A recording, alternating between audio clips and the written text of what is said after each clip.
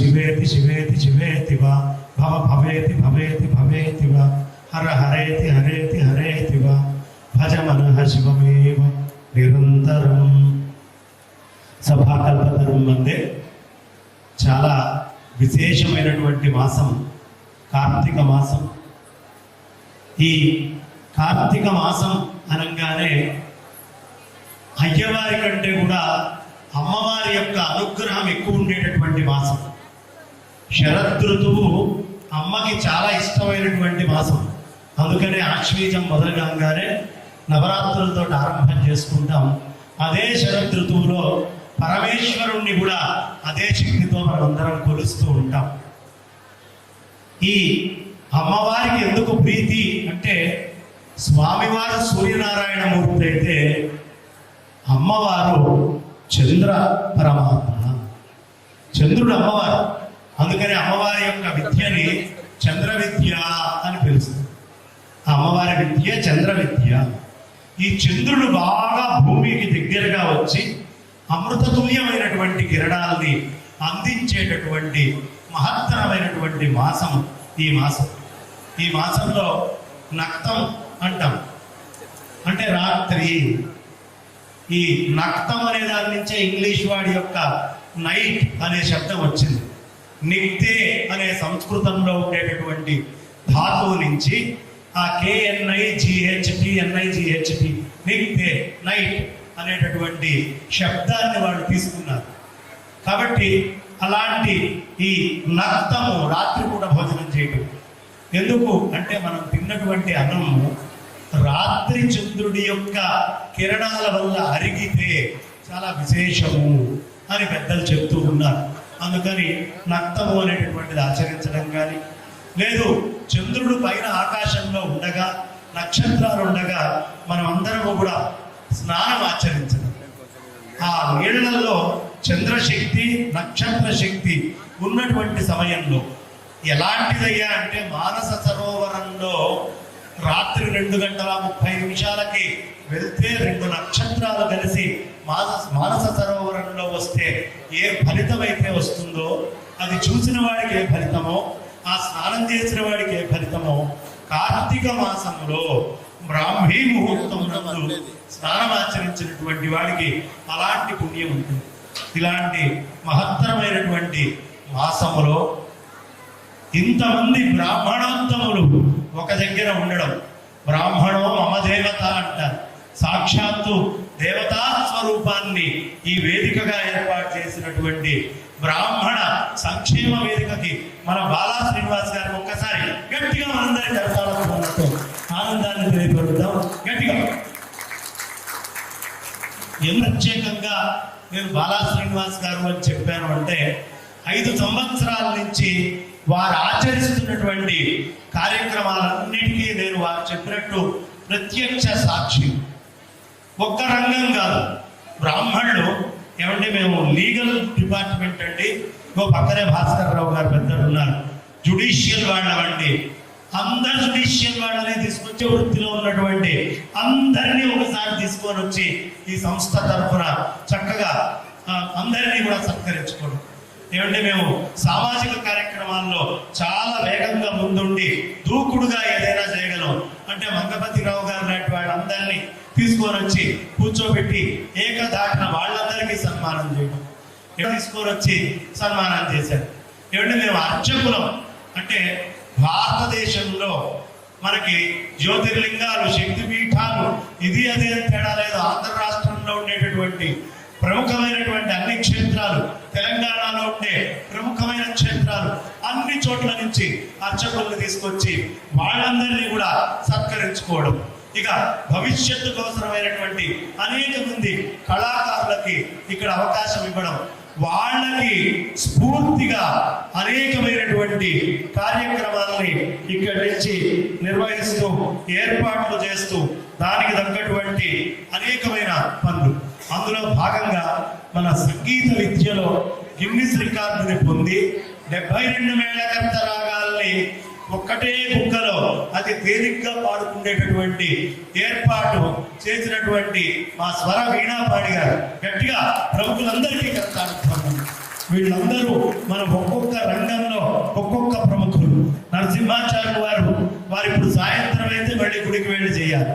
అలాంటి వారిని అదే మేము IRS అవ్వండి, IAS అవ్వండి, లేదు జాయింట్ కమిషనర్ లాంటి మంచి అత్యున్నతమైన పొజిషన్ లో ఉన్నామండి, అయ్యా మీరు రావాలి కృష్ణ కౌండిన్య గారు, LV సుబ్రహ్మణ్యం గారు, మా రామకిషన్ రావు గారు అని వాళ్ళందరినీ తీసుకొని వచ్చి వాళ్ళందరినీ ఒకటే వేదిక మీద సత్కరించడం. అసలు ఈ రంగము ఆ రంగము అనే భేదం లేకుండా అన్ని రంగాలకు సంబంధించినటువంటి ప్రముఖులని, వ్యాపారవేత్తల్లో ప్రముఖులుంటే వ్యాపారవేత్తలందరినీ కూడా తీసుకొని వచ్చి సత్కరించడం. ఇలా పెద్ద స్థాయిలో ఉండేటటువంటి వాళ్ళని తీసుకొచ్చి సత్కరించి అక్కడికి ఆపకుండా వాళ్ళందరినీ మళ్ళీ అవసరం ఉండేటటువంటి ఈ రంగాల్ని ఆ రంగాల్ని అన్నిటినీ కనెక్ట్ చేయడం. బ్రాహ్మడు ఏం చేయాలండి? ఎప్పుడైనా సమస్య వస్తే ఒక గ్రంథం కాదు, 10 గ్రంథాలని తిరిగేసి, ఇదివరకు ఏదైనా ప్రశ్న ఉండి పెద్దల దగ్గరికి వెళ్తే వాళ్ళు 10 గ్రంథాలు తీసి ఆ మూల నుంచి ఈ మూల దాకా చూసి నాయనా దీనికి ఇది మార్గం అని చెప్పేవాడు. కానీ ఈ మధ్యకాలంలో ఈ మాధ్యమాలు పెరిగిన తర్వాత ఎవడైనా సరే మీ ప్రశ్న మా సమాధానం, మాకు తెలియని రంగం లేదండి, ఎవడు ఏది అడిగినా మేము సమాధానం చెప్తాం అని దేనికి పడితే దానికి మాట్లాడే స్థితి వచ్చినప్పుడు కాదు, అథెంటిసిటీ అనేది చాలా ప్రధానం అని గ్రహించిన బాలా శ్రీనివాస్ గారు బ్రాహ్మణ సంక్షేమ వేదిక తరఫున అన్ని రంగాల్లో ఉండే అథెంటిక్ పీపుల్ ని ఒక దగ్గరికి తీసుకొచ్చి వాళ్ళందరినీ ఏర్చి కూర్చి ఓ దగ్గర అద్భుతమైన మాలలాగా తయారు చేసి ఒకదాని యొక్క సుగంధం ఒకటి అన్ని విధాలుగా వచ్చి మొత్తం ఈ బ్రాహ్మణ వర్గానికి మొత్తానికి ఈ మొత్తం సమాజానికి ఒక అద్భుతమైన మాలని తయారు చేసేటటువంటి పనిలో ఉన్నారు. కాబట్టి అలాంటి మహత్తరమైన పని చేస్తున్నారు. ఇక బ్రాహ్మణుల మీద అనేకమైనటువంటి ఆరోపణలు నేను వాదన చేసేటప్పుడు టీవీ ఛానల్స్ లో కంచ ఎల్లయ్య గారివ్వండి, రమేష్, గోగినేని బాబు, ఇలా ఇంకా చాలా మంది ఉన్నారు, ఒకటిద్దరు కాదు. వీళ్ళందరూ మాట్లాడేటప్పుడు నన్ను అడిగారు, బ్రాహ్మణులని మీరు విద్యనిచ్చి దూరం చేశారు అన్నారు. ఓ బాగుందండి, సరే ఏ విద్యనిచ్చి దూరం చేశారండి అని అడిగారు. వేద విద్యనిచ్చి అని. ఓ వేదం గొప్ప విద్య అని మీరు ఒప్పుకున్నారా? అబ్బే వేదంలో ఏం లేదండి అంటారు. అరే వేదంలో ఏం లేదు అని నువ్వే అంటున్నావు, విద్య నుంచి దూరం చేశారంటున్నావు. బ్రాహ్మణుడు త్యాగం చేశాడు, విద్యని మిగతా అన్ని కులాలన్నీ ఇచ్చేశాడు. ఇవాటి రోజున విద్య అంటే ఏంటండి? ఓ చెంబు చేస్తే విద్య, ఓ వాయులీనం చేస్తే విద్య, ఒక బండి తయారు చేస్తే విద్య, ఓ నగ తయారు చేస్తే విద్య. యూనివర్సిటీస్ లో ఇప్పుడు చెప్పేటటువంటి చదువైనటువంటి విద్య అనేది ఏదేది ఉందో కనిపించేటటువంటి విద్య మొత్తము బ్రాహ్మణుడు తాను వేదము నుంచి గ్రహించి సమాజంలో మిగతా అందరికీ పంచిచ్చాడండి.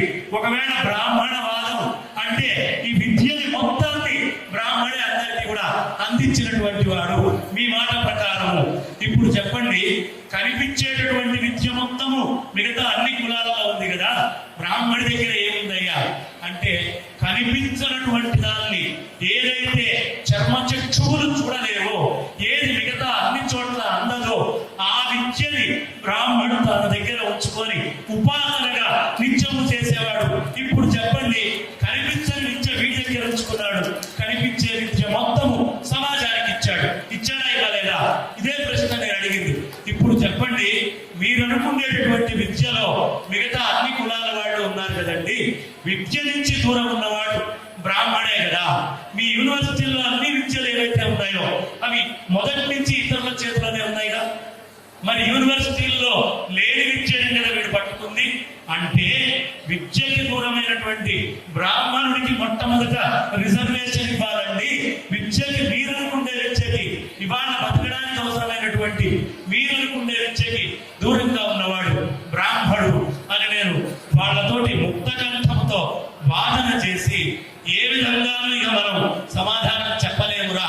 ఎందుకంటే కనిపించని గ్రహాలు, నవగ్రహాలు ఎక్కడున్నాయండి? కుజుడు రక్తవర్ణం, ఎవడు చెప్పాడు రక్తవర్ణం కుజుడు అని వీళ్ళకి? బుధుడి యొక్క వర్ణం ఎవడు చెప్పాడండి? ఎక్కడో ఉంది శనిగ్రహం, కొంచెం నల్లగా ఉంటుంది, చీకటిగా, కాంతి దూరం తేడా అని ఎవడు చెప్పాడండి? పుష్కరం 12 ఏళ్లకు ఒకసారి వస్తుంది, బృహస్పతి 12 ఏళ్ళు సూర్యుడు చుట్టూ తిరుగుతాడు అని ఏ గెలీలియో టెలిస్కోప్ కనుక్కున్నప్పుడు చెప్పారండి? ఎవడు కనుక్కోకపోతే వేల సంవత్సరాల క్రితం ఏది ఇతరుల కంటికి కనిపించదో అదంతా చూసి చెప్పినటువంటి మహాత్మ్యమైనటువంటి సత్తా ఉన్నటువంటి, ఇతరులు దర్శించలేనటువంటిది దర్శించి చెప్పగలిగేటటువంటి మహత్తరమైనటువంటి జాతి ఈ బ్రాహ్మణ జాతి. దానికి గర్వించాలి మనం. అలాంటి ఈ జాతిలో బ్రాహ్మణానాం అనేకత్వం అని ఉంది, కానీ బ్రాహ్మణానాం అనేకత్వం అనే మాట నిజమే, కానీ అందులో కూడా ఏకత్వం ఉంటుంది. ఎలా అంటే, రాక్షస మంత్రి నందులని తీసుకొని వెళ్ళాడు, చాణక్యుడు చంద్రగుప్తుడిని తీసుకెళ్ళాడు. ఈ ఇద్దరు రాజ్యం అనే దానికోసమే ఏకత్వం మీదే పనిచేశారు. మొత్తం యుద్ధం ముగిసిన తర్వాత ఆ చాణక్యుడు ఈ రాక్షస మంత్రినే తీసుకొచ్చి ఈ చంద్రగుప్తుడికి నువ్వే మంత్రిని కావాలి అంటే, అతని యొక్క తెలివి యొక్క విషయంలో ఏకత్వం ఉంది, కానీ సమాజంలో ఉండే ఇతర విషయాల్లో అభిప్రాయ భేదం ఉంది. కాబట్టి బ్రాహ్మణాల అనేకత్వం ఎక్కడైనా ఉండనివ్వండి, కానీ సమర్థత ఏమిటి, ధర్మం ఏమిటి, రక్షణ ఎక్కడ చేయాలి అనేటటువంటి దాంట్లో ఏకత్వం ఉండాలి. ఈ వేదిక మీద ఉండేటటువంటి అనేక మంది పెద్దలు, అందరి పేర్లు ఇప్పుడు నేను తీసుకోలేను, ఎందుకంటే అదొక అష్టోత్తర శతము సహస్రం అవుతుంది. కింద ఉన్న పెద్ద ఉన్న అందరూ కూడా ఒక్కొక్క రంగంలో నిష్ణాతులు. మీ అందరి యొక్క విద్యకి, మీ అందరి తపస్సుకి, మీ యొక్క ఆ ఋషుల పరంపరలో ఉండే ఆ ఋషులకి, మహాత్ములకి అందరికీ కూడా నమస్కరిస్తూ, నాకు ఉన్నటువంటి సమయం కొంచెం కొద్దిగా, నేను హర్మకొండలో శతచండీ యాగం జరుగుతోంది, అక్కడ ఉపన్యాసానికి వస్తాను అని మాట ఇచ్చాను. కాబట్టి అది కూడా ప్రధానమే, ఇది కూడా ప్రధానమే. వైదిక ధర్మంలో ఎక్కడ ఉన్నా మనం ముందుండి చేయాలి అనే ఉద్దేశంతో మా బాలా శ్రీనివాస్ గారి అనుమతి నేను చాలా ముందుగా కోరుకున్నాను. ఆ అనుమతి ప్రకారం, మీ అందరి యొక్క అనుమతితో నేను ప్రస్తుతం నా వాడికి విరామాన్ని ఇచ్చి ఇక్కడి నుంచి సెలవు తీసుకొని వెళ్లే ప్రయత్నంలో ఉంటానని చెప్తూ, అందరికీ నమస్కరిస్తూ, ఈ సభని ఆత్మస్వరూపంగా భావిస్తూ నా వాడికి విరామాన్ని ఇస్తున్నాను. స్వస్తి.